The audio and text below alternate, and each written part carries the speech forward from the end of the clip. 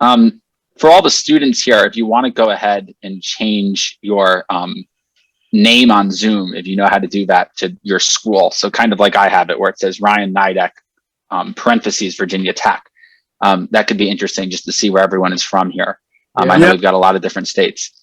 I'm seeing some Ohio, some North Carolina, some Maryland. Good. I think that would be interesting if obviously you got Virginia Tech, and you have the University of Maryland, if you have UMBC, if you have wherever they are. I think that's interesting how many different colleges are. Absolutely. Yep. All right. So we'll go ahead and I'll kick it off, and then, more people will trickle in, we'll have some stragglers, but I just want to welcome everyone. So my name is Ryan Nidek, and I'm involved in the GOP back home in Maryland, which is, how we put this event together, Freedom Montgomery County Republican Club, as well as the Maryland Federation of College Republicans. I'm also a student studying computer science at Virginia Tech, and involved in the CR chapter down there, and, the various other conservative groups. I'd also like to thank Young Americans for Freedom, and Kyle here, will be introduced later by Governor Allen, who's their executive director. And they really helped us put this event together. So with that being said, I don't really want to take up too much time. I'm going to turn things over to Governor Ehrlich. He'll give an opening statement. Governor Allen will give an opening statement. Kyle will give an opening statement, and then we'll roll into Q&A. When it gets to be the Q&A section, how we're going to do that, I'm sure you guys are all used to Zoom classes at this point, but if you could just raise your hand. Bradley Lang and I, Bradley's the vice chairman of the Maryland College Republicans. We're going to alternate calling on people, and then you can unmute yourself and ask your question. So that should be good. All right, Governor Ehrlich, if you want to take it away. Right, thank you, and thank you personally as well, and Bradley and Gov Allen, great friend of mine, and Kyle, obviously, and then Dwight Patel, the legend. He truly is a legend, not just in his own mind as well. But we love Dwight. Just one of my oldest friends in politics. He always does a great job. I'm going to be very brief here. It's a pleasure to be with Gov Allen. We've done this a lot over the years as we age together. But I would say that besides being a pleasure, there's no more important issue on college campuses today than these topics, I should say. Free speech, First Amendment, cancel culture, your right to dissent, and the denominator being liberty, your liberty, fundamental liberty.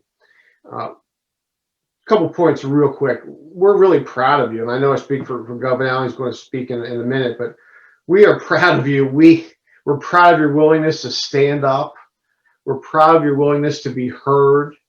We're proud of your willingness not to back down. And believe me, although we're not on college campus with you, we know it's not easy. We've been on enough campuses. We've seen what's occurred over the past 10, 20, 30 years. We get it. We know you could be doing a lot of other things that are much easier. So we have an idea what you're going through, but we want to encourage, obviously, and empower you, which is truly the bottom line as to why we're here today, Kyle. We also want input from you, and not just Q&A with a bunch of with a couple of former governors and former members of Congress here, but we also want to hear from you, not just your challenges, but also your strategies. What's worked? We suspect there's a variety of experiences you all have undergone on campus. Most are going to be negative given the tenor of the times, given what you face on campus, but I suspect you've also maybe had some successes as well in individual classes, individual professors, maybe certain administrators. We want to hear what's working and what's not. So this is not just a Q&A with two former governors. It's a give and take. And so we want anything that's particularly worked for you, we want to get that out to your colleagues around the country who may be facing more difficult circumstances. And always remember this, you're not alone. Sometimes college can be a intimidating experience, just college itself being away, being challenged as you are, growing up. But when it comes to speech and speaking up and not being PC and defending the country and American exceptionalism and America itself, we know it's not easy, as I said these days, but you have a lot of people behind you. First of all, you have your colleagues. You have colleagues on all these campuses, and you should know that. you also have dozens and dozens and now dozens of groups out there, nonprofits out there willing to go to bat for you, willing to go to bat for your speech. Obviously led by YAF, but many, many out there. Gov Allen and I write checks to a bunch of these groups, in fact, at the personal level. And then there's millions of Americans who are depending on you. It's a cliche, but you're the next generation. You're the future. If you all back down, if you all acquiesce, if you all indulge what the left is doing, we get worse. You know, we become part of the problem. So Governor Allen and I are looking to you to lead the next generation. That's not a cliche. That's not just something, some words in the air. That's the truth. And it's why we're so happy to be here this evening, why we're proud of you all. And Governor Allen, it's great to see you. I know you have some words of wisdom as well. All right. Well, thank you, Governor Ehrlich. As usual, it's always great to be with you.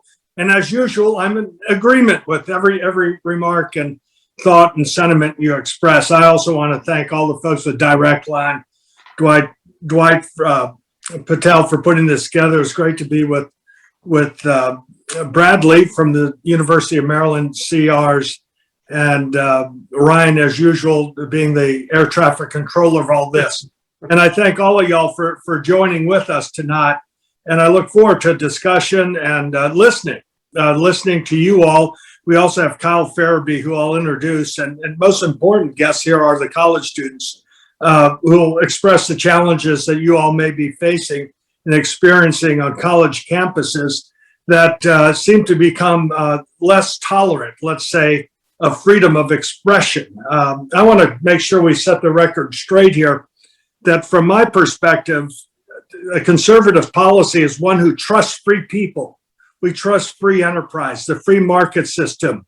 We think the role of government is, especially at the state level, and I know you believe this, Governor Ehrlich, is education, and the other priority is keeping people safe, public safety.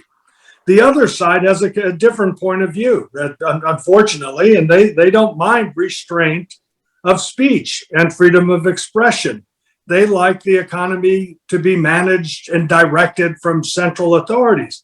I think people can make decisions for themselves. Given the right information, people can choose what's best for themselves rather than having some elites telling them what to do, what to think, what they can buy, and what they can make. And so long as someone's not harming someone else, leave them free. And that's a Jeffersonian principle. As long as you're not harming someone else, leave people alone. We as conservatives, and maybe I say this, and Governor Ehrlich and I are both big football fans. And I think of the sports teams that I've been on, whether it's rugby, football, whatever, the teams my father coached, the players were from all over the country, different races, different religions, different ethnicities. None of that matters. That's what we hope for in our society, where everyone, regardless of their race, their religion, their ethnicity, their gender, their sexual orientation, have that equal opportunity to compete and succeed on a level playing field. Not the government deciding who wins and loses, but the marketplace of ideas. And that's actually what we're advocating here, the marketplace of ideas, and making sure that everyone, in a peaceable way, we're not for violence, we're not for destruction, we're not for arson, we're not for looting or any of that. We want, and ultimately a discussion, I think, on college campuses where you have a competition of ideas. And then with persuasion, by reason, by logic, by evidence, you as an individual student and future leader of this country, as Governor Ehrlich said, come up to what are your postulates of life? What's your philosophy of the proper role of government in the economy, in your lives, in a variety of ways? And then you leave college with a stronger intellectual foundation or philosophy that will guide you through your lives. Now, things will change. Things are always changing. And you adapt, you innovate, you improve, but you still have those foundational principles and an understanding of history and freedom and representative democracy and individual liberty that I think will guide you in the future. And to the extent you all, whether you're in business, whether you're in academia, whatever you may be, and some of y'all are going to run for office or be involved in public service, you'll understand those principles. And the best way you understand and bolster your own principles or philosophy or ideas is to have that competition and that open discussion. And too often, sadly, we hear that there's those are restrictions that conservatives face on campuses. And with that, that's all I want to say. And I want to introduce though Kyle Farabee, who's really the MVP of this town hall meeting. I'm Reagan Ranch Presidential Scholar for the Young Americas Foundation. 23 years ago, the Young Americas Foundation bought the Reagan Ranch and has preserved it. It's a presidential home. It's as important as preserving Mount Vernon or Monticello or the Hermitage or other presidential homes in Virginia or Tennessee or any other state. The Young Americas Foundation supports Young Americas for Freedom chapters and college campuses all over the country. They reinforce, it's like Governor Ehrlich said, all of y'all are not alone. There are those who are helping you, and the Young Americas Foundation is really the most effective and certainly the largest youth outreach organization. It's more urgent now than ever before. And so it's great that we have Kyle Farabee with us because he's the one for the Young Americas Foundation who's interacting directly with students on campuses, not just in Maryland and Virginia and North Carolina, but all across the United States of America. So I'm going to turn it over to Kyle Farabee, the key leader on campuses for the Young Americas Foundation, and supporting young people who want to express their views and sometimes have challenges. And there's a lot of different ways that you can still fight for freedom. So Kyle, let me turn it over to you. All right. Well, thank you very much, Governor Allen, and thank you, Governor Ehrlich and Ryan and Dwight for organizing this event. And most importantly, thank you all, students, for joining us today. I definitely want to stress the point that Governor Ehrlich and Ryan made in that when I finish talking here, once this panel is done, we want to open the floor up to you. We want to hear about your experiences on campus, issues that you've experienced through cancel culture, or perhaps things maybe that you haven't experienced, but you've seen happen and you might want to understand how to overcome. Or perhaps there's a situation that you've been through and you look behind and go, wow, I'm glad I persevered and I'm glad I overcame that. We'd like to hear that story. But before we get to that point, I do want to stress one thing, and I'm going to rip the Band-Aid off right here. If you are going to promote conservative ideas, unless you go to Hillsdale, unless you go to College of the Ozarks, unless you go to Liberty, maybe a handful of other colleges in the U.S., you're going to see people try to cancel you. I don't want to sugarcoat it to you. It's going to happen. If you are doing an effective job and if you are boldly advocating for conservative ideas, people will try to cancel you. I wish I could give you a better answer than that. I wish I could tell you that, if you say words in a certain way or if you do certain actions at a certain time, you'll never experience that. Unfortunately, the culture we live in is not set up to be open to ideas. And as Governor Allen expressed and Governor Ehrlich, that campuses are supposed to be the battlegrounds of ideas. They're supposed to be universities bringing multiple diverse ideas in one place. What's the word I heard recently?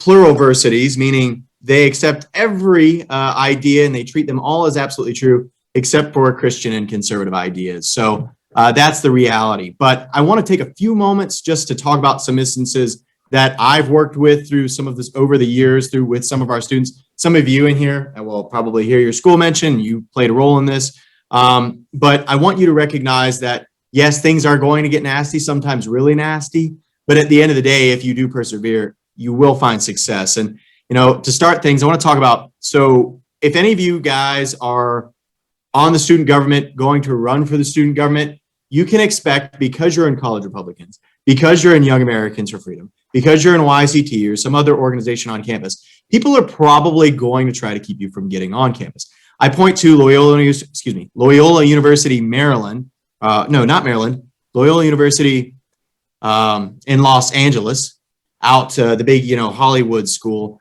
We had a Yaffer who was on the student government. She is a Hispanic student, and she sat on the school's diversity and inclusion board. She's very, very conservative, very proud about her conservative values. And she thought, oh, you know what? This is a diversity inclusion board. Would make sense to have at least one conservative from LMU sit on the board. Well, wouldn't you know it? Once she got on the board and she started advocating, this would have been at the time when President Trump was running for re-election. She expressed that she was supportive of the president, and all of a sudden a grave sin came across, and the school actually worked to impeach. Her name was Stephanie. And what Stephanie did is she contacted the AF chapter on campus. She wasn't then involved. And the AF chapter reached out to us. And this is actually one of the things that you all can do. And it's a fairly simple process to help push back against the bigotry and the pejorative attacks that you might face on campus. And that's just simply calling YAF and letting us know. I'll make sure to put my email in the chat, or you can give us a call at 800 USA 1776. Phone numbers don't get better than that one. And you would report to what's called the campus bias tip line. We have a great set of staff members who work on that. But essentially, if you're dealing with an issue of bias on campus, be it from a professor or from the student government or a set of peers on campus, if you let us know and you are able to provide screenshots of maybe an exam that's going on in your classroom, or a video of, and I'll get to SUNY Binghamton in a moment, what happened there. We're able to expose that. And most of the time, overnight, schools immediately go, "Ooh, let me pump the brakes on that. That's actually not a good thing." Because what is it? Something dies in darkness. Somebody help me out here. Truth dies in darkness. Yeah. What is brought to light dies. What's that? What is brought to light? Yes. What is dark? Yes. And Thank it's brought you. to light, it dies. Yes, absolutely. And so simple things like that can help change your culture. And I'll just bring up Binghamton because I mentioned it. So at SUNY Binghamton, the College Republicans chapter, their Young America's Foundation, and I'll stress for those of you who are not in Young Americans Freedom, the parent organization, Young America's Foundation, works with all kinds of conservatives, not just Young Americans Freedom. Even though that's my baby, there are many other staff members here who work with all different kinds of conservatives, young conservatives on campus. But at any rate, at SUNY Binghamton, the CRs there went to bring in Dr. Arthur Laffer, who was Reagan's chief economist. He's probably, how tall would you say he is, Governor Allen? Maybe 5'2"? Not the tallest guy, and he certainly is not confrontational. But, because he's a conservative, the students on campus organized, and you can see it. There's big videos where they got up in the college Republicans' face. And I will admit, I myself have been in situations like that. I remember at the American University, I was showing our YAF chapter how to flyer. And for those of you who are kind of new to activism, or you've thought about handing out flyers when you have events, you probably get the butterflies in your stomach. And oftentimes it's easy to stand behind your table and not hand things out. Well, I said, nah, don't worry. If you just put a smile on your face and say, come to the event tonight, most people will take it from your hands. They'll be really nice. So first time I did that, it was perfect. Person took it, said, thank you, kept walking. I turned around and said to the AF chapter, see, that's how you do it. Well, the second person I gave it to, well, I don't know what kind of day he was having. I gave him a flyer. He took it from me. He said, thanks. He smiled, looked at it. And we were helping our YAF chapter at American University bring in Dinesh D'Souza. So he saw that, crumpled it up, turned it around, and beamed it right off my head. And what I did, I saw that, and I thought, ooh, this is moment tact. He kept walking, but I picked it up, and I said, hey, what was that about? Would you like to describe why you're feeling this way? And I immediately turned to our YAF chapter and said, pull out your phones and start recording. And I just approached the student, and I said, hey, what's going on? What's this about? And it was gold, because I gave him the opportunity, and he went off, and he started screaming, and you could see it, cursing my mother, my father. Please never share this video with my mother. She would come up here and take me out of YAF immediately. But that video went viral, and the student on campus ended up getting in trouble with campus security because of that. He assaulted me. I didn't press charges. It was a piece of paper, but good on the school for trying to do something there. And our YAF chapter actually grew because of it, because they were there, and somebody, which it was me, but in instances where you guys are on campus, all you got to do, you don't need to get up in somebody's face. You just need to keep a smile on your face and say, hey, why are you so frustrated? Because believe me, the left will tell you, and you just need to make sure you capture it on camera. And it will work wonders. But we shared that around and helped out American University in Binghamton. We now are levying a lawsuit against Binghamton because the student, or the university itself, They told their police basically to stand down, especially after the heckler's veto, blocking Laffer from actually speaking. But then, we have other instances like at John Brown University, which is a Lutheran school. You would think it would be a little bit more conservative, again, having a religious affiliation. But as many of you guys know who attend religious schools, oftentimes it's very frustrating. As somebody who believes in the divine, people will try to use the Bible to beat conservatives upside the head and say, well, Christianity and conservatism, they're not parallel. They go against each other, which is complete crap. I think every conservative would recognize that their values come because of their religious views. But at any rate, at JBU, they went to host Freedom Week. For those of you who are unfamiliar, it's a project that Young America's Foundation puts together that helps young conservatives celebrate the fall of the Berlin Wall. It takes place in November on World Freedom Day, and students will erect big mock walls. They'll spray paint it, make it look like the Berlin Wall, and they'll advertise it and have the whole campus come and tear down the wall. It's a lot of fun. Campuses that do it find a lot of students who are attracted to the program. Well, at JBU, they told the YAF chapter that they're not allowed to do it. Why? Because it was offensive to communists. And so they told the YAF chapter they shouldn't do it, and they gave the YAF chapter a warning that if they did events like that again, that they would reconsider their recognition status on campus. So basically, they were threatening to kick them off. But what ended up happening is the YAF chapter proceeded anyways. They continued to put flyers. They continued to advertise and carry out programs on campus. And what ended up happening, yes, leftist students on campus started complaining, but the school itself, they backed down. They didn't step on the chapter's toes. And I tell you that because I think it's really important. Again, I think the key of my message is it's so important to persevere. You will get attacked. You're not going to see like what if you were to see Berkeley when they brought in or try to bring in speakers, the campus is going up in flames. That is not the reality. I work with thousands of different students across the country every year. And I would say every year, only about maybe 20 of them actually have any serious instances where students get up in our members' face and our chapters catch videos, and never once have they gotten physical. And in those instances, again, I would say, walk away. But at any rate, if you're able to persevere, keep a smile on your face, you will find a lot of success. And I do want to stress, too, the value of our campus bias tip line. Kara Zupkis, for those of you who aren't aware, she is a staff member here. She actually was just promoted to spokeswoman, so congrats to Kara. What she does is she takes your stories and she puts them out in the media, and they get picked up by Fox and Daily Caller, Town Hall, and they'll bring a lot of national attention to your school. And as leftist as schools are, they don't like negative attention, particularly if they're public schools, because it's very illegal. If they're public schools, they're bound by the First Amendment, which, as Governor Allen mentioned, YAF, we partner with a lot of different organizations in the conservative movement to make sure you guys have legal representation on campus. But at any rate, I'm going to stop talking. I'm starting to ramble here. Got a few more stories I'm happy to share, but I want to make sure I give the floor back to Ryan and back to you all, because we'd like to hear your stories and what you guys are experiencing on campus and help you overcome whatever obstacles you might be facing. First of all, Ryan, if you don't mind, just 10 seconds. You can tell, first of all, that was great. You could go on for hours. That was just fantastic. But I just want to let everybody know, Governor Allen and I did not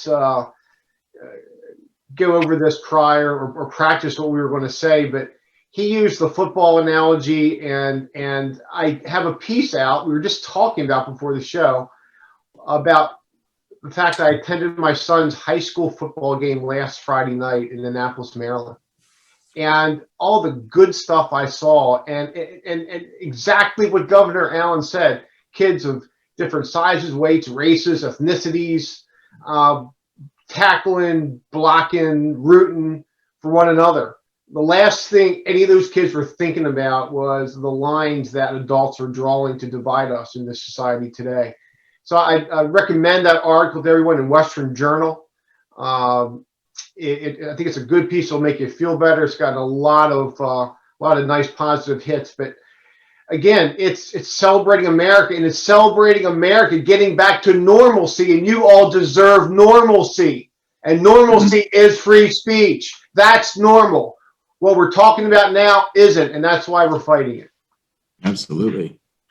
Yep, I agree wholeheartedly, Governor. And Dwight was so gracious just to put the link in the chat to the article. If anyone wants to save that and check it out afterwards, I'd highly recommend it. At this point, I don't see any hands up. If anyone wants to go ahead and raise their hand and ask a question, just please, we'll call on you and then you can introduce yourself. Say, I'm Ryan, I'm from Virginia Tech. Here's my question.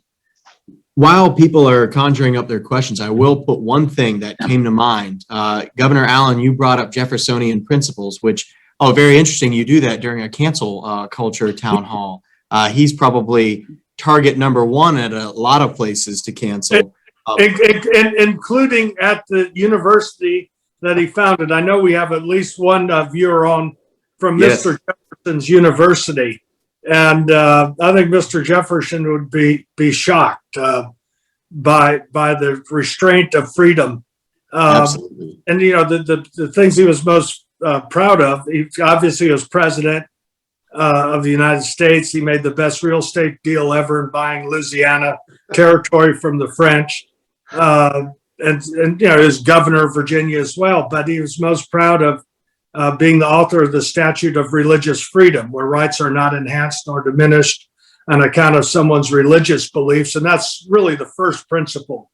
So much of the world's divided. You look at the problems in the Middle East, they're divided by different sects of a religion.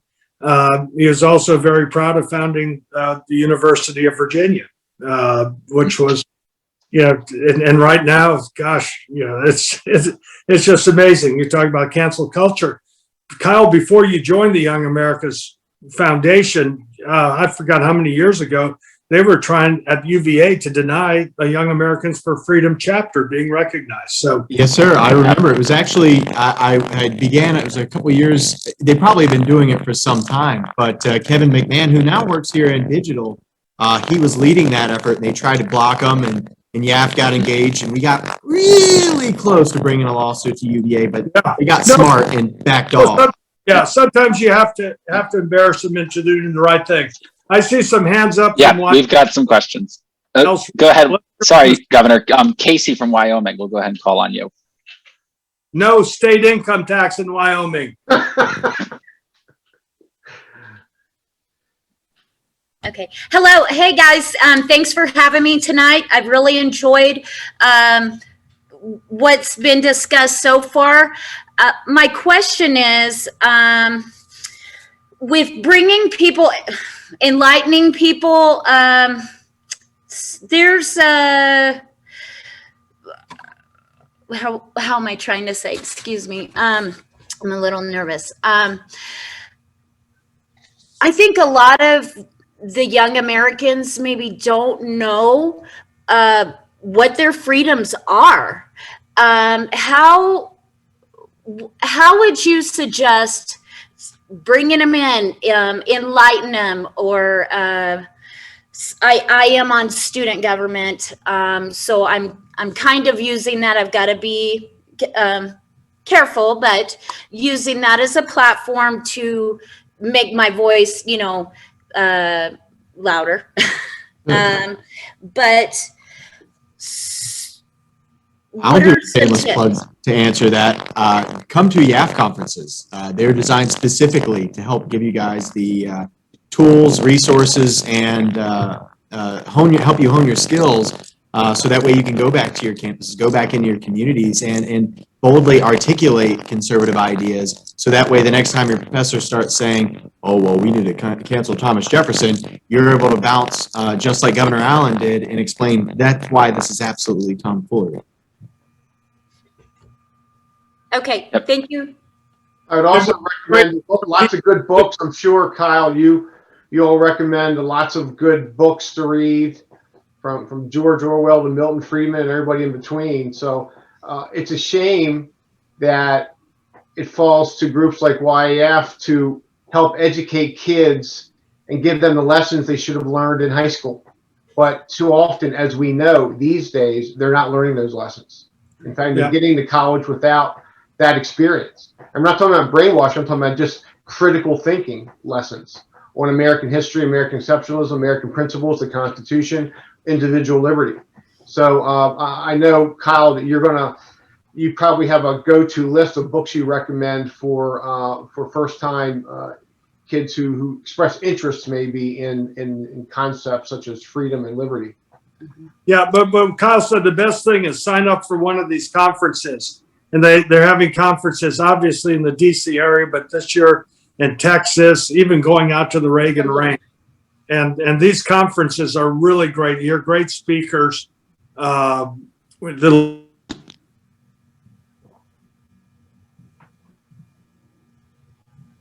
Easier if you can interact, if you can, at one of these conferences, which have a lot of energy. So let's go back to the students. Yep. Thank you, Governor. And I'll just go ahead and caution. I think, Kyle, you might be having an issue with your microphone. So if you could try to maybe mute and unmute or something. I guess this is the problem with Zoom and why we have to return back to normal, as Governor Ehrlich was saying. Anyways, I'll go ahead and call on Jose, who is another hand up. Where are you, Jose? Thank you. I'm currently in Springfield, Massachusetts. Thank you for the opportunity. I have a question. So I applied to the school. Since the second day of class, I go through this situation. But before I applied to the school, they said it's so beautiful in their website. You got their stories and they put it like, this is the best place to go to school.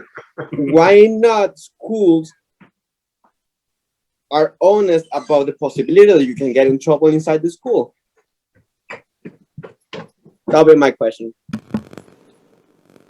Well, they usually the universities will have a code of conduct or standards of conduct. And I thank you, Jose, for your comments. You're the opposite of a state of not the complete opposite, but Massachusetts is known as that, whereas Wyoming is free, wide open spaces and no income taxes. Whatever I don't know what you got in trouble for. Is it well, I don't want to share this with all of you, make you share with folks, but schools do have standards of conduct. But if what you consider to be offensive to them or a violation that you're in trouble for expressing your views, that's not something that ought to be a violation of any conduct on any campus. And I doubt you'd be on here if you were doing something that's harmful to people or property. And that's why YEF is in business, Jose. By the way, you have great admiration from us from where you are speaking out here. But I guess my question, in the context of that question, is to Kyle. As an original YEFer, and GovAllen, I know you are an original YEFer, Young Americans for Freedom as well. We love what you're doing. That's why we're doing this. That's why we support you. Assisting speech on campus, nothing more important. But we also know that you can't do everything. YEF can't do everything. There are, as I said earlier, and Jose, you need to know this, YEF is an umbrella organization, but it also has relationships with other groups who are about freedom and the First Amendment and liberty. And so, Kyle, I wish if you would just address that to educate some of our students as far as the interactions for instance, I know the leadership, I don't want to start naming names, but the Leadership Institute does a great job. And there's many out there, but can you describe YF's interaction, your interaction with those other groups? I did apply for the membership, but I haven't gone further than that. Okay.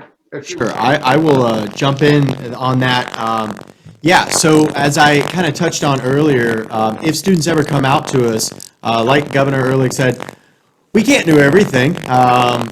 We wish we could, but we have a lot of great allies. I point to, for example, when there are legal issues, we work very closely with ADF, Alliance Defending Freedom. Like, for example, at Binghamton, that's who we're working with there. The Heritage Foundation has great resources, especially for any of you. Let's say there's a particular topic you want to talk about, or you've got to write a research paper, and you know that your professor is trying to point you towards a more leftist lean or slant with the project. If you check out the Heritage Foundation or the American Enterprise Institute, Manhattan Institute, those three organizations in particular are fantastic think tanks that you can quickly jump to, find a particular topic, and they'll help you rip up any leftist argument you hear in your classroom. I point to one of our speakers, Reagan's treasurer, Babe Buchanan. she has in a lecture, she talks about that the left really has 2, and if they're really good, 3 comebacks to your questions. And so I would challenge you guys to make sure you put yourself into situations where in your classroom you get hit with these questions. And Jose, like you said, where schools might, put pressure on you for having your views, and then figure out what it is that they're frustrated with. And then you can go back home and figure out, okay, how do I overcome that? How do I answer that question? And if you're able to do that 3 times, it typically the conversation on their point devolves down into pejorative attacks, calling you racist, homophobic, bigoted, xenophobe, and in which case you just need to walk away. There's no point in engaging with that. You mentioned, Jose, to your question, schools sometimes they have these policies, and oftentimes then they'll get on you, and you sit there. What did I do to offend you? Just at University of Virginia, there was a student who he questioned. They did a lecture on microaggressions at UVA, and he was a student who said, could you explain what microaggressions really are? Because they're not making sense to me, and I really don't see how a word or an omission of something is going to destroy someone's livelihood. And because he asked that question, the school suspended him, kicked him off campus, and thankfully he's got legal representation, and it just went to the courts that pushed it back on UVA and said, what on earth do you think you're doing? You can't do this to this student. So I would encourage you, make sure you become a master, and that's something, Jose, you've attended some of our trainings. We talk about become a master of your school's bureaucracy. Make sure you read through that code of conduct. I know the majority of students don't read their code of conduct. Well, the fact of the matter is you're a conservative on campus, so right then and there, you're already not part of the majority. And if schools are going to enforce their policies, they're going to enforce it first and foremost on the conservative students because they want to see them fail. So you need to make sure you familiarize yourself with your school's bureaucracy, so that way when they do get on you, you can point right to it and say, well, how am I going against this? And then, again, if you reach out to us, we'll connect you with the right people to make sure you're taken care of. That's a really, you made a point earlier about how these schools do not want these issues oftentimes to see the light of day. And the goofy example you just articulated is a classic example, because when the average person understands what occurred, for instance, in that case, they go say, what?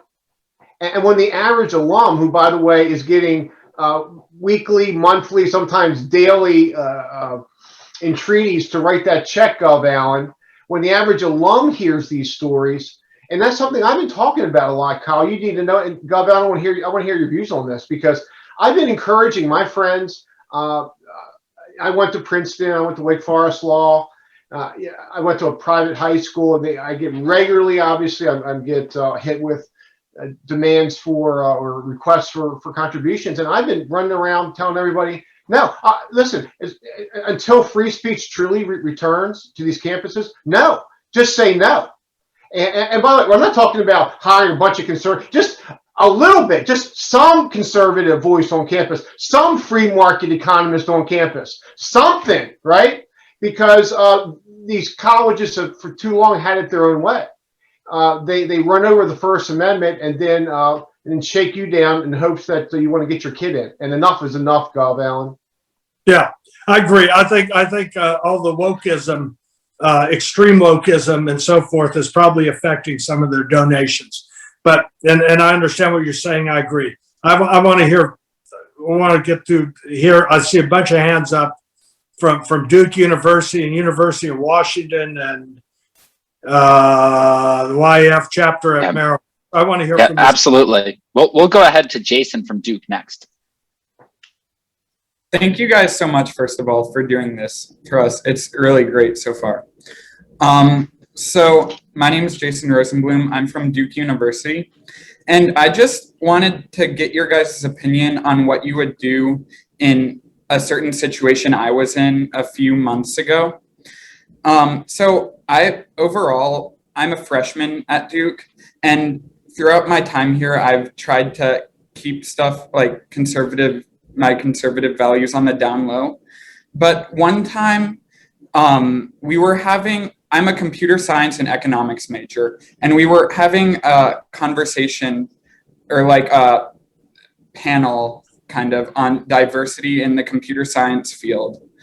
And there was one of the people mentioned that there should be a required computer science class that taught about discrimination in the computer science field and how we can overcome that. And I made a comment saying, well, I think that would be a good idea to have a class on that. I was trying to be as uncontroversial as I could.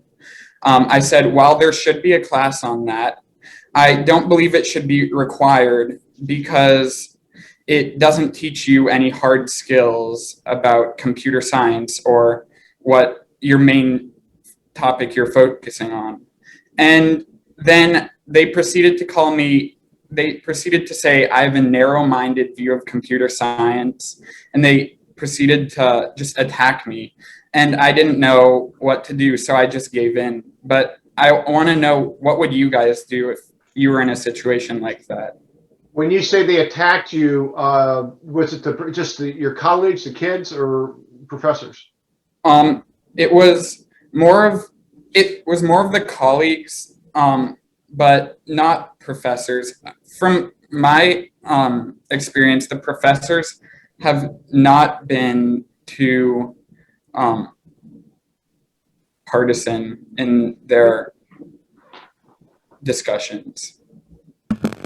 I will I I'll think jump on that. Or excuse me. go ahead. Well, my sense of this, Jason, you should say, look, I think that's fine. It's good to study. Yeah, a lot of colleges, and this gets in a broader sense. There's a group called ACTA, the American Council of Trustees and Alumni, and they rate colleges that actually have courses that students have to take to get a college degree. Composition's one of them, literature, U.S. government or history, mathematics, economics, and natural sciences and foreign language. There's very few colleges that actually get an A. In Virginia, Christopher Newport University does. UVA gets an F, but UVA at Charlottesville gets an F. UVA Wise gets a B. Virginia Tech's a D. Tennessee's a B. Kennesaw does great. Pepperdine, Regent, University of Georgia, Bluefield, Baylor, and so forth do well. But the point, I think all of that would be good to. In fact, one of the issues that I cared about when I was in the Senate is how few women and minorities are involved in science and engineering. And in India, the India Institutes of Technology, nearly half, 40% are women. In the US, it's about 15%. So it's a question of attitude, not aptitude. And so for our country to compete, we do want to get more people who are for whatever reason, whether the women, African American, Latino, it's just very, very low. And these are great paying jobs. There's a tremendous demand. I guarantee you, Jason, when you get out of Duke University, you'll have a job before you graduate because there's a tremendous demand. And we're having to bring in people from other countries often to do this kind of important work in science and technology and innovation. So look, I understand what you all are saying. I'm talking about the practical aspects that be well-rounded. Take their point, but just say, please understand my point. You have nothing against talking about diversity. It's just simply that the key is when you get out, you'll learn these sort of things on your own. You don't need a class on it. You'll learn how to get along with people just by being around people. That's a good point. And Jason, first and foremost, yeah, thank you for just speaking out and making sure you express your views. I do want to encourage you to feel comfortable to be more open about your conservative viewpoints. I know you go to Duke, it's not a very conservative community, but I guarantee you there are a lot more conservatives at Duke, but they are all in this exact same situation you are, where they're a little bit reserved and they're a little trepidatious about expressing their viewpoints because they know they're going to see exactly what you just saw when they start expressing their viewpoints. But if you guys don't start speaking out, if you guys don't speak out, you can expect the same situations to occur again and again. Versus if you do start speaking out, yes, you'll experience what you just experienced.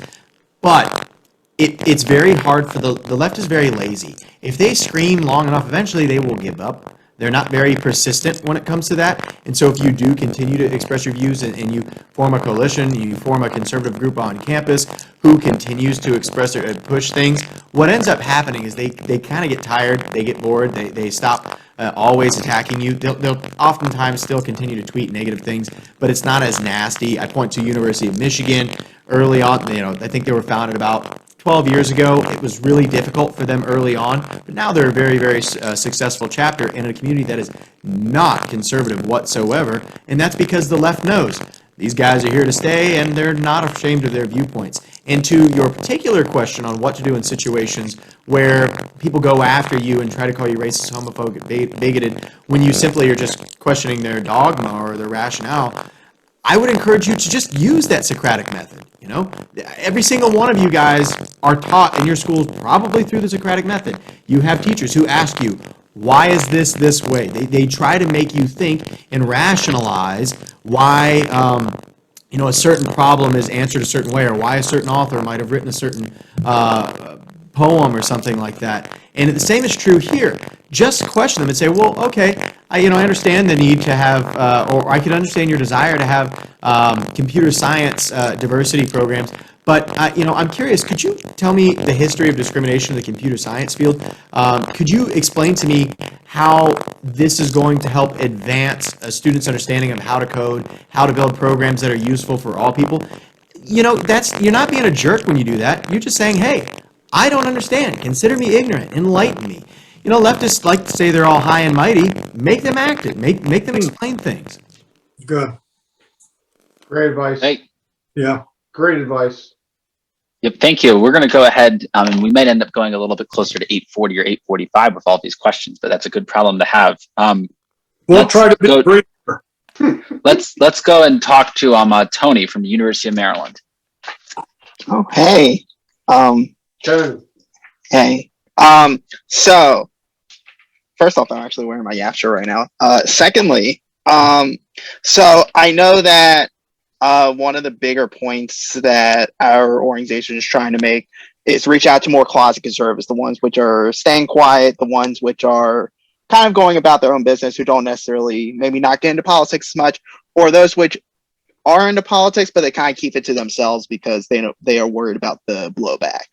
How do you think we should tap into those closet conservative potential to potentially have a conservative movement on campus to the extent it can?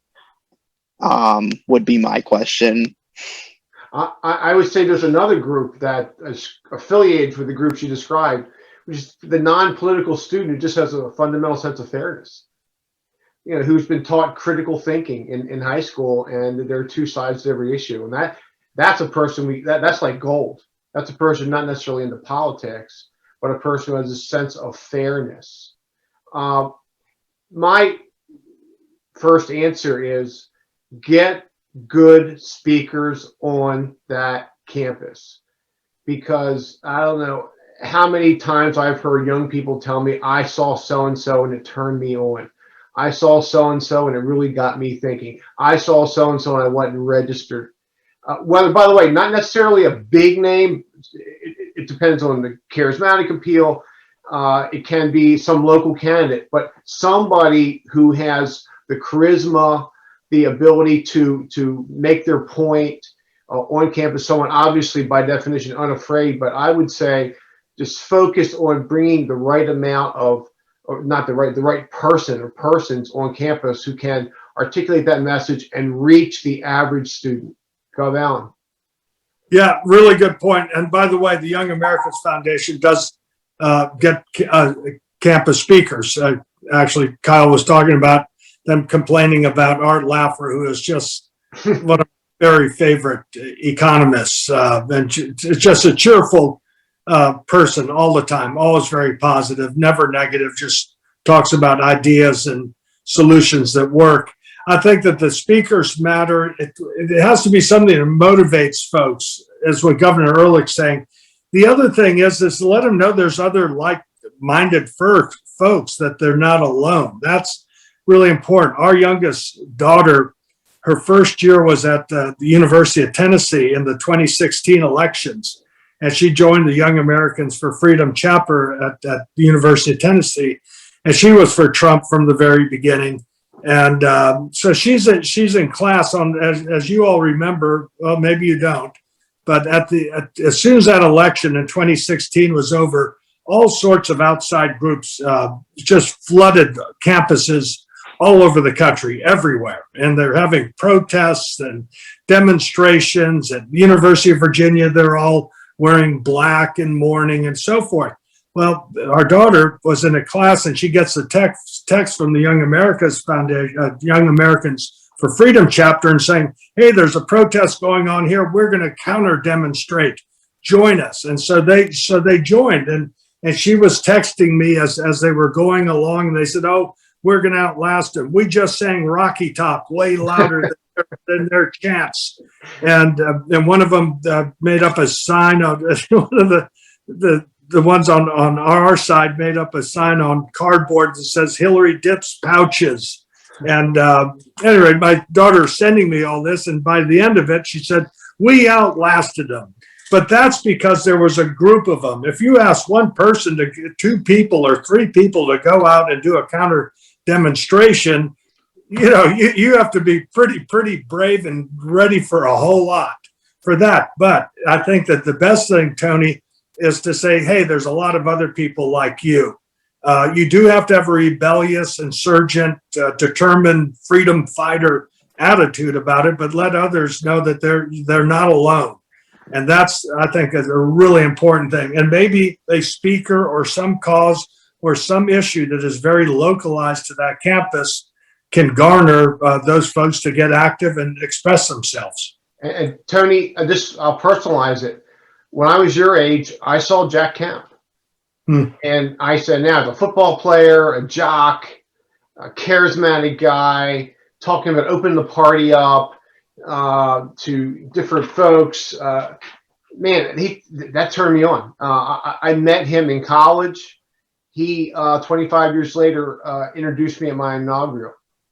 So he didn't know me as a college kid from anyone, but that's a person, Gov Allen, that I saw early on. And I said, you know what? I like that guy. That guy is someone I want to hitch my wagon to that guy, because he's going somewhere and he's talking about ideas, not just personality, ideas about opening up our party.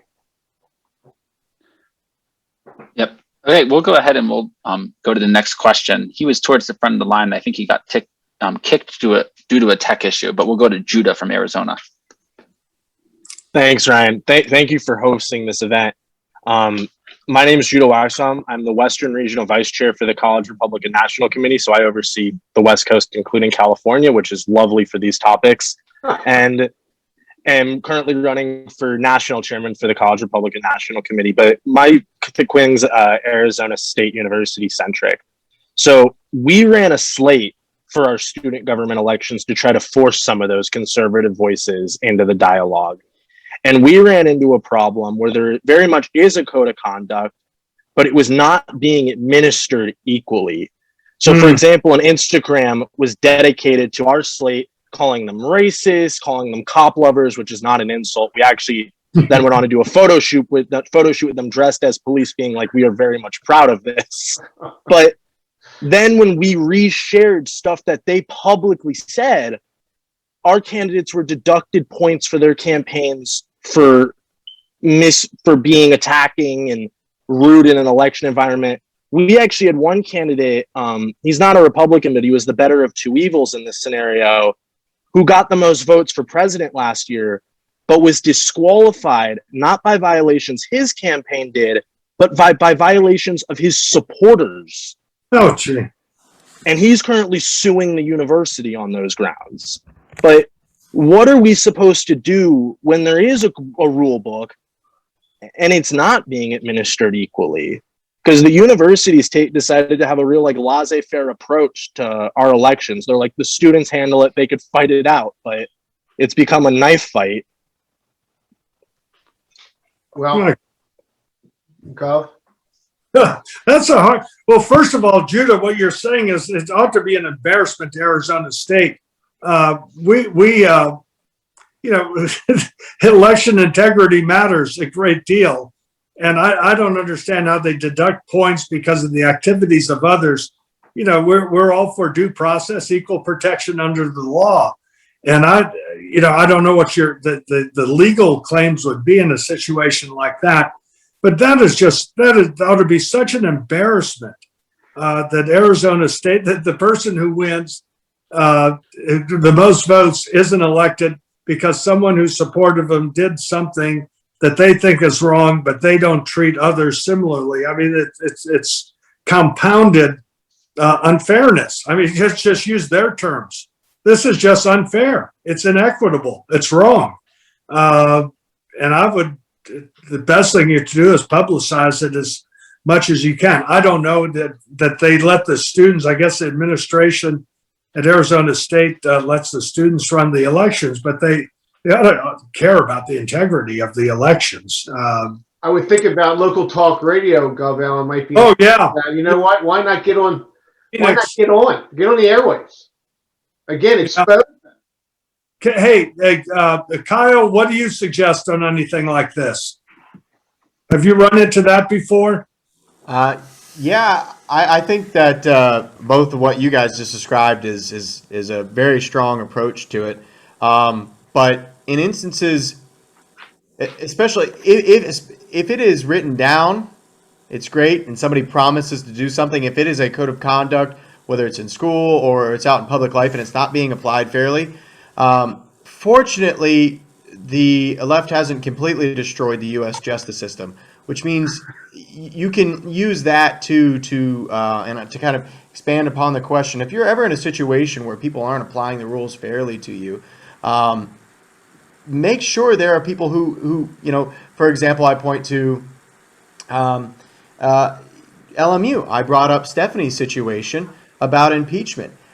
She is a conservative. However, the school said they weren't going to discriminate on ideological affiliation, but at the same time, they turned a blind eye when they try to do it to a conservative student. And so we stepped in, we highlighted it, we shared the story, and they backed off of it. The school stepped in. She didn't get impeached. Well, technically she got impeached, but she got reinstated once the school realized it's a private school, so there's not, the Constitution doesn't protect them, but there's something that does, contract law, which sometimes is a little bit easier to argue at times. But I think ultimately you want to make sure people in your community know about that situation, because despite how backwards things might seem, even most people, even if they identify as somebody on the left, when they see instances of bias, they recoil from that. They don't like that. When I talk about campuses, you have three audiences on campus. You've got the belligerent leftist, you've got the outspoken conservative, but the biggest group, no matter what campus you're on, is the average ordinary student. They may identify as conservative, they may identify as leftist, but they're just generally people who just want to go to class and get along. And when they recognize, and people in your community who also fit that label, when they see what's going on, they won't want to play with that. And they oftentimes will call your school, they'll call these elected officials and say, what on earth are you doing? That again leads to change. But what you can't do, you can't just go, oh, well, it's because I'm a conservative. Maybe I should just not express my viewpoints and not do anything. That's a good way for it to continue happening. Yeah. By the way, Judah, the bunch of advice here to you. The point is you keep fighting. You do not give in. You use every tactic you can. This is just clearly unfair and unjust. And I think getting on conservative, get on any talk radio show, any news show in the Phoenix area would be great. The other thing is contact whoever the state representative and state senators are for Tempe. I don't know who they are, but maybe you have one that actually cares about fairness in elections. You can make this a big, big issue. And a state legislator, I know when UVA would do some foolish things when I was I had Thomas Jefferson's seat in the House of Delegates, and UVA wanted to ban college military recruiters on campus.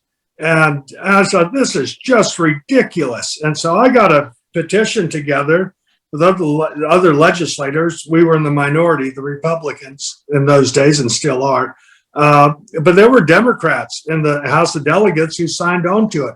So make sure that the local representatives of Tempe in the state legislature, because that's where they get their funding. They get a lot of money from online courses at Arizona State. They're like Liberty. They're the top two online courses, but they get a lot of money as a state university. So let those state legislators who represent that district know about this, and they could go to bat for you as well.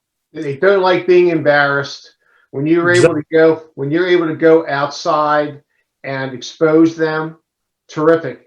One other thing, and somebody earlier used the term liberal. There are actually still some liberals around. They're not all progressives.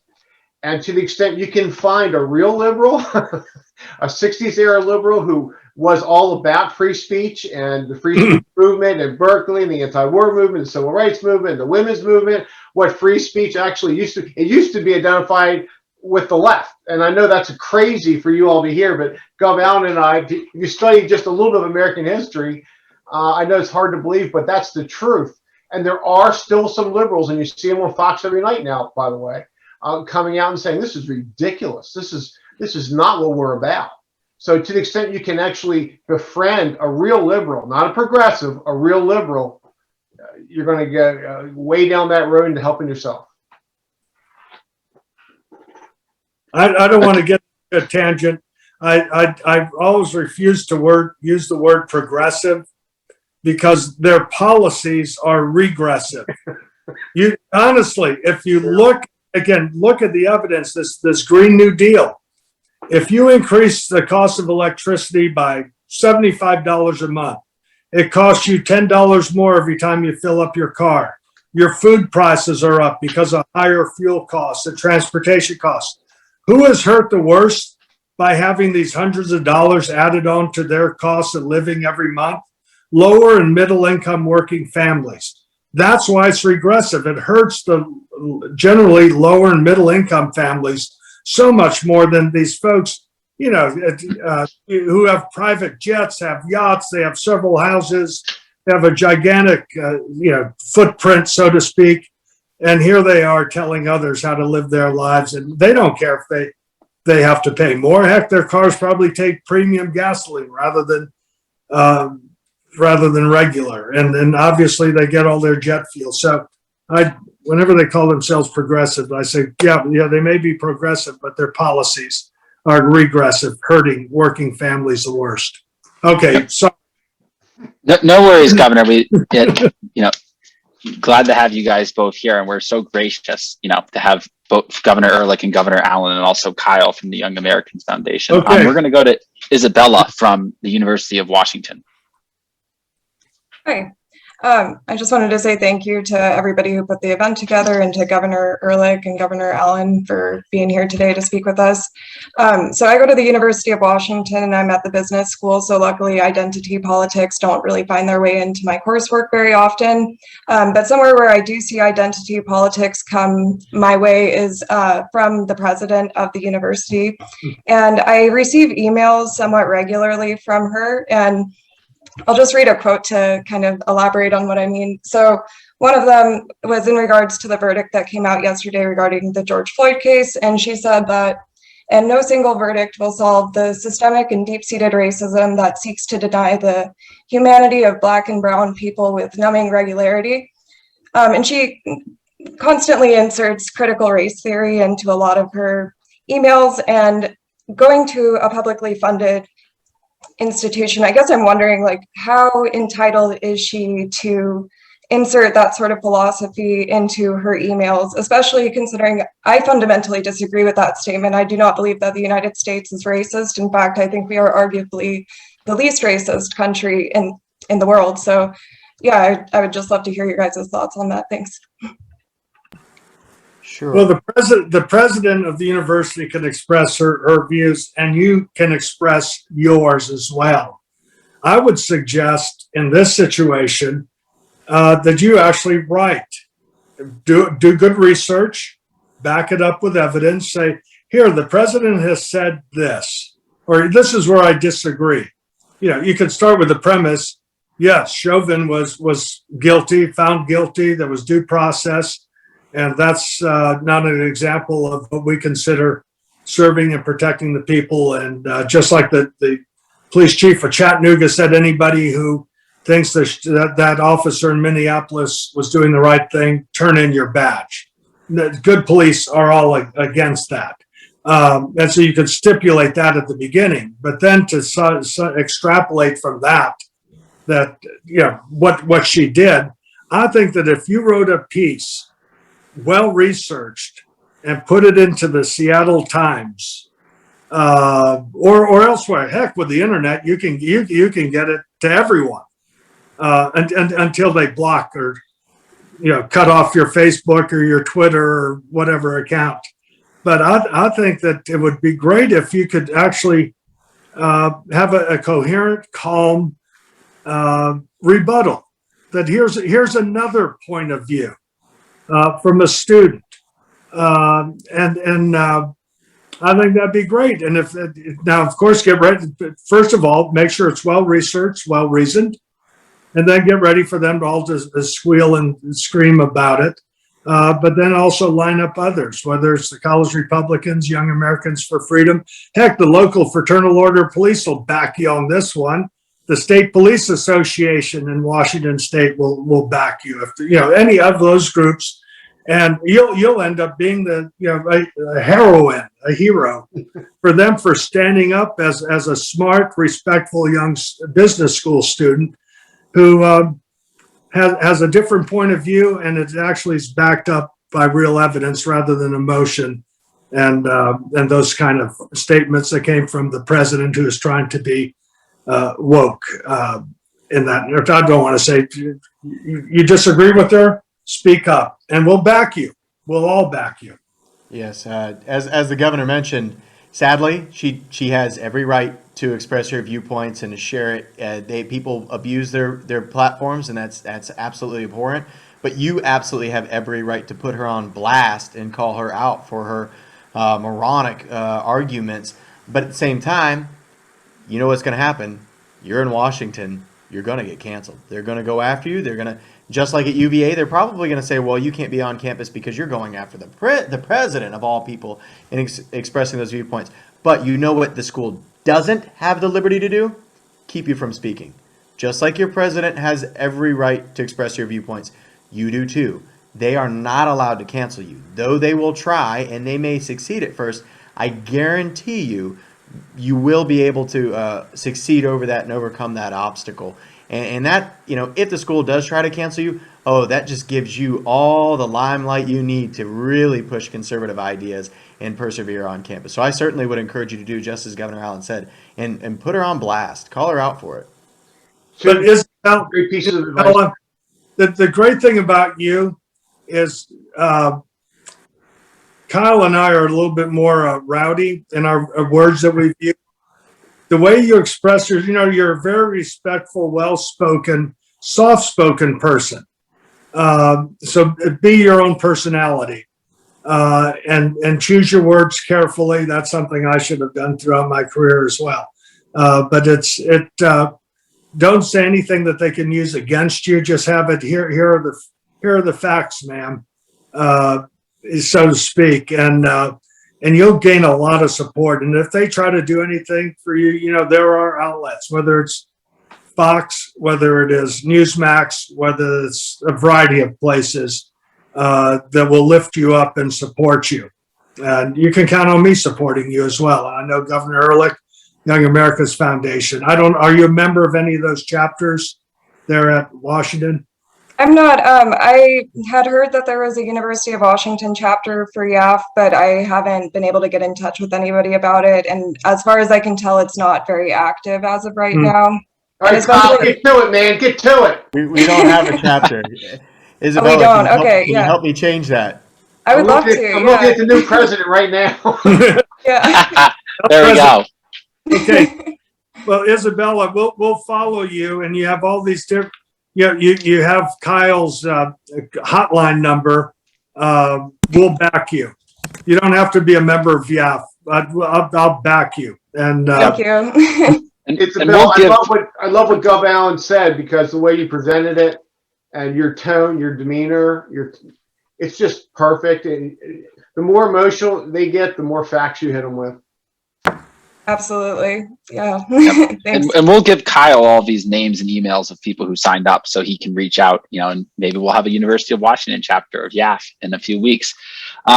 We're going to take two more questions and then, try to balance getting as many in as possible, as being respectful of the governors and with Kyle's time. We're going to go to Juliana from UVA. Hi, thank you guys so much. Wait, can you hear me? Yep, we can hear you. Okay, great. Thank you guys so much for hosting this event. I'm a third-year student at UVA, just starting to get involved with our YAF chapter here. I hope you guys would have heard of this event, but we've only tried to advertise it to certain people. This Saturday, we're hosting a Back the Blue event where we're going to rally people together, have music, and hear speakers supporting our police and going against defunding the police.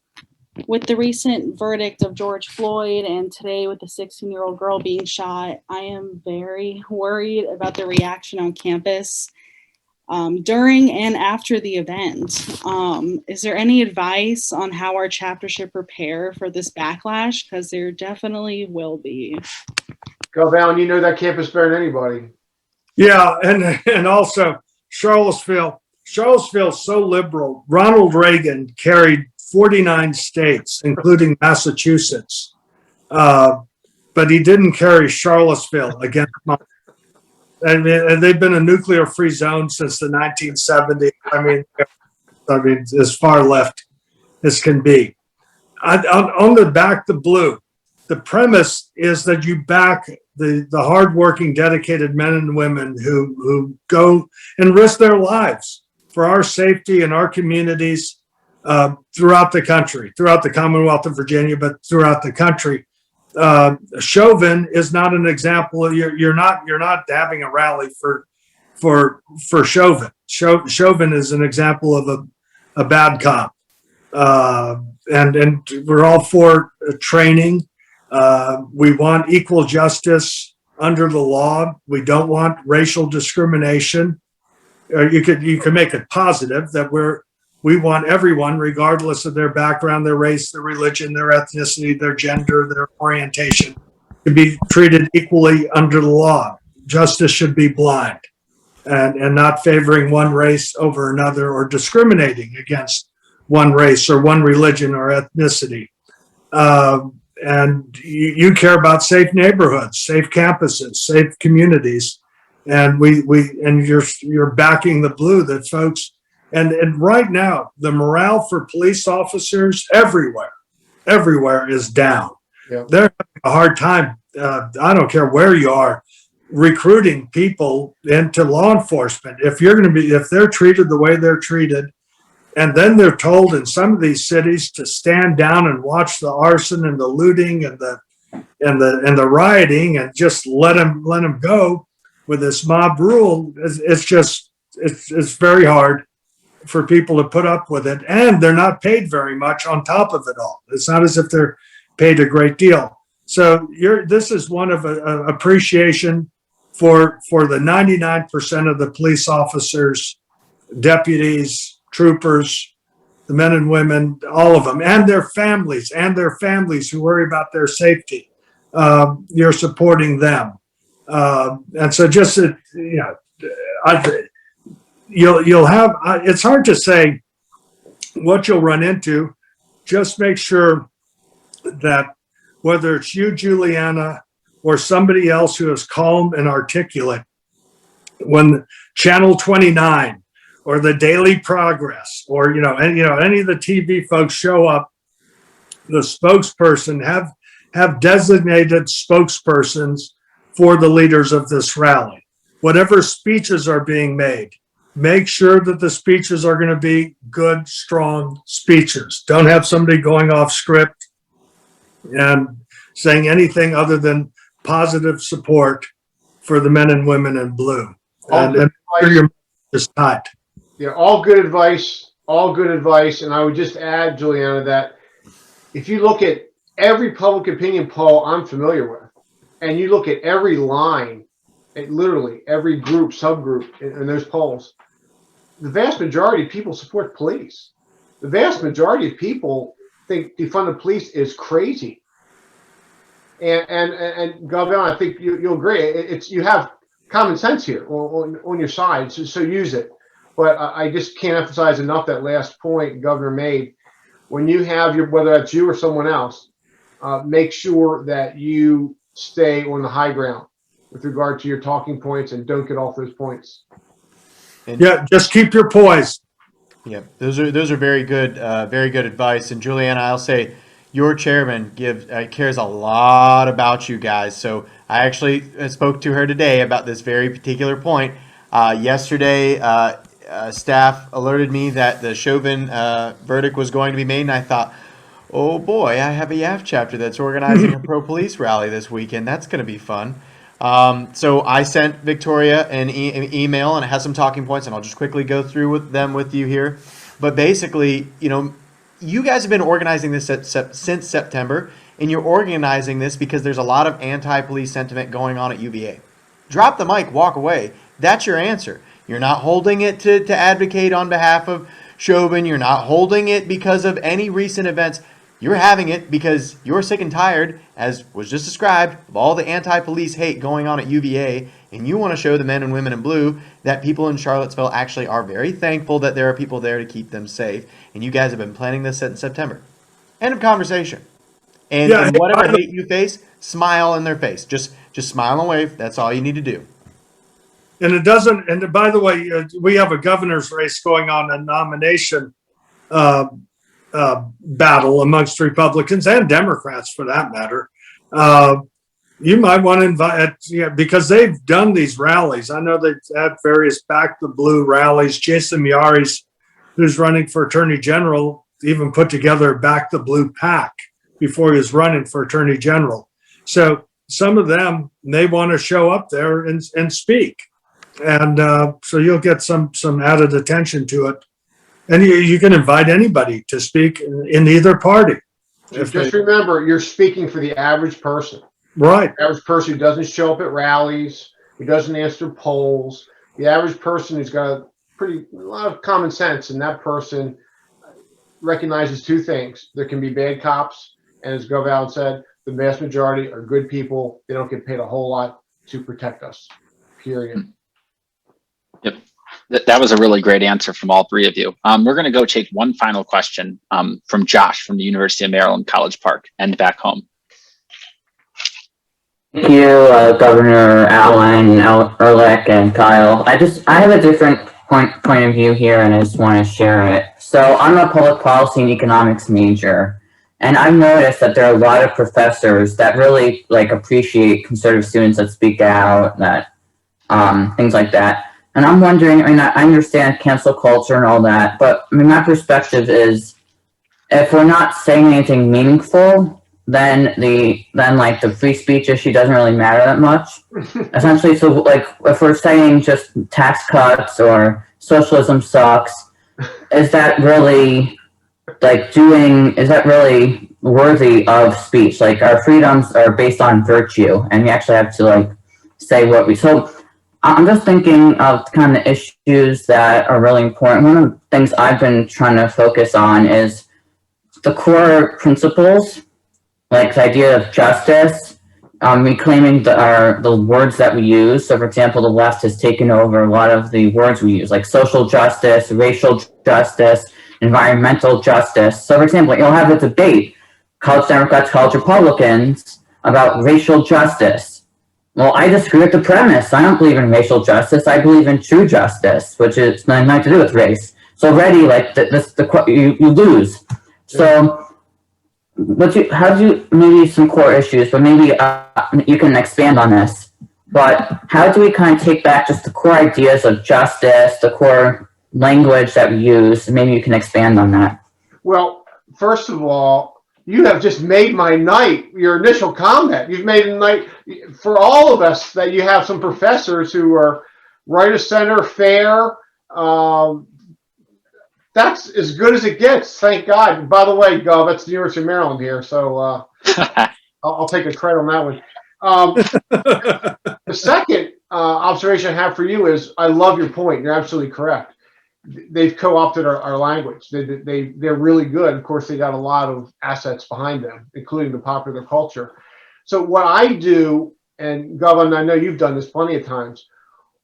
I was asked the other day in an interview, I was doing an interview, and gosh, I'm trying to remember what it was now. Oh, it was the question was basically talking points from the Democratic National Committee about the Georgia voting statute, and I didn't answer the question. I said, "Your predicate's wrong. The premise here is ridiculous. What are you talking about?" So before, I'm not going to indulge. You lose when you give them the high ground. When you allow them to define you or define their terms, you're losing. And when you're explaining, you're losing. So if you got a problem with the terminology used in a query, any question you have, whether it's a press conference, whether you're talking to one of your classmates, whatever the question happens to be, if they start that, you just stop. You call them out at the beginning, because to the extent you indulge that answer, believe me, they'll get you. Because and I use this when I do college lectures. In fact, even terms such as pro-life, pro-choice, pro-gun, anti-gun, these are subjective terms. If you took 50 people and asked them what the meanings of those terms were, you get 50 different answers. So be very careful about when your opponents do this to you, or a professor does, or a colleague, or you get in the workplace or a campaign. Don't indulge them. To the extent you indulge them, you're going to lose. That's all good advice. And Josh, I like Peter Morisi, teaches at the University of Maryland. He's one of my favorite economists. I still like Art Laffer and Steve Forbes and Stephen Moore better, but Peter Morisi is a good, sharp guy at the University of Maryland. You bring up socialism, sucks. The Young America's Foundation, of course, focused on young people, did a poll a couple of years ago for young people and asking them to define socialism.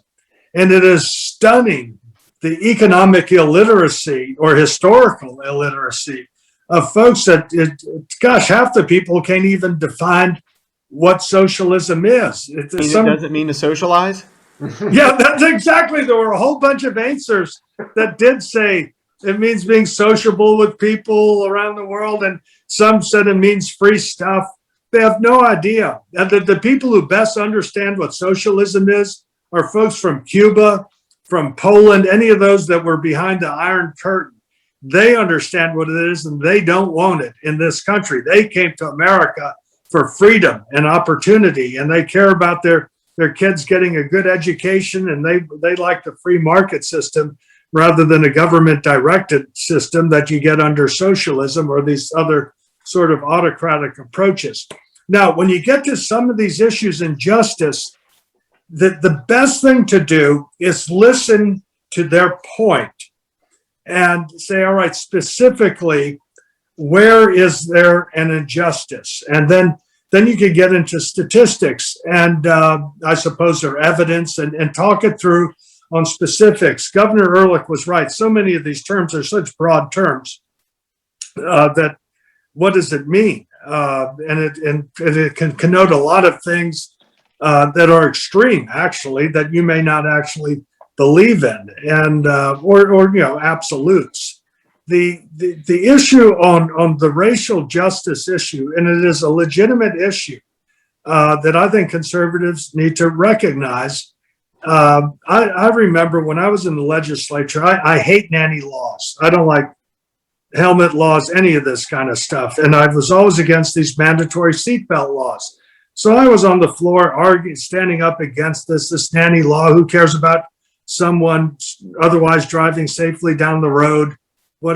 Police officers have more important things to worry about. A drunk driver, for example, is a danger to others as well as themselves. Somebody driving without a seatbelt is a danger to no one. And so I've given the whole libertarian point of view. Well, a black delegate who was a criminal defense attorney stood up, a Democrat, and he said, I rarely agree with the gentleman from Albemarle, but he's right on this issue.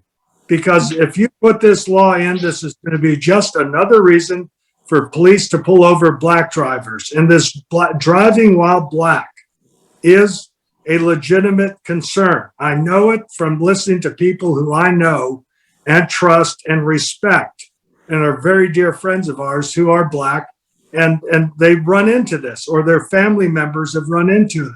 So we need to recognize that there is a concern about that, and it's a legitimate concern. Then the question is, how do you solve it? And some of it is police training. Some of it is don't put in so many picayune, pestering nanny laws.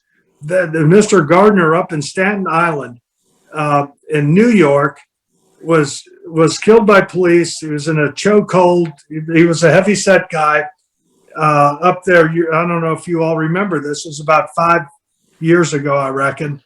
And the reason that he got apprehended is he was selling single cigarettes.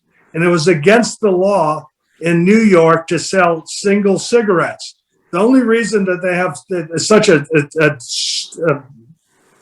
picayune, pestering nanny law is because their taxes are so high on cigarettes, people can't afford to buy a pack of cigarettes. I'm not encouraging anybody to smoke cigarettes, but the point is, but for their high taxes and then their nanny laws, there would have been no interaction with the law enforcement and this police officer. So, the laws that we care about as far as law enforcement, the Juliana, and the UVA Back the Blue rally, we care about felons. We care about rapists. We care about murderers, armed robbers, assaults, and those sort of things.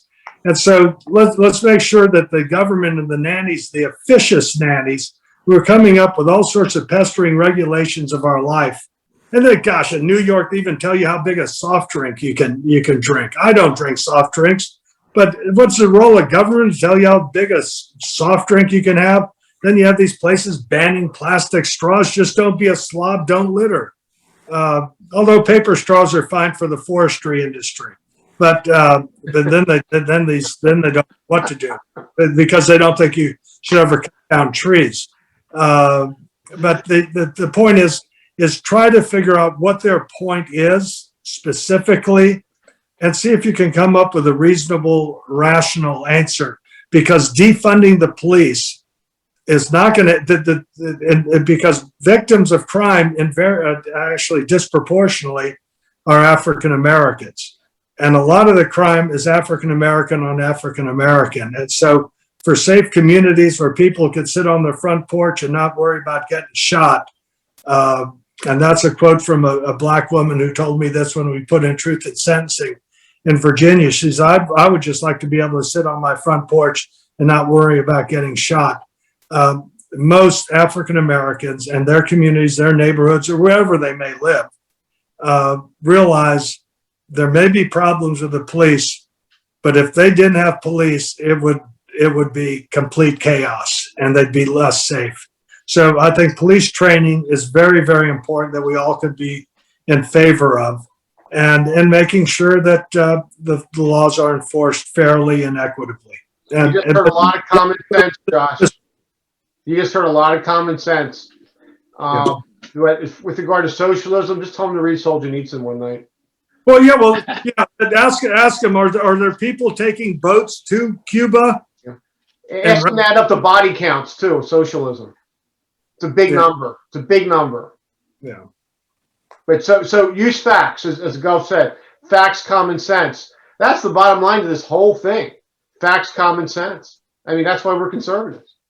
And by the way, Gov, I vetoed every one of those red light camera revenue enhancer bills in Maryland before, as long as I could. Anyway, same reason, just revenue raisers, period.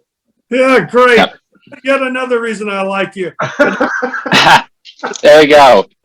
I also didn't think they ought to raise the beer drinking age to 21. Leave it to the states to make that decision. If you're old enough to enter into binding contracts at age 18, vote for president, and actually being serving in armed forces to fight and die for our country, I think somebody could go home and drink a beer in their apartment at age 19.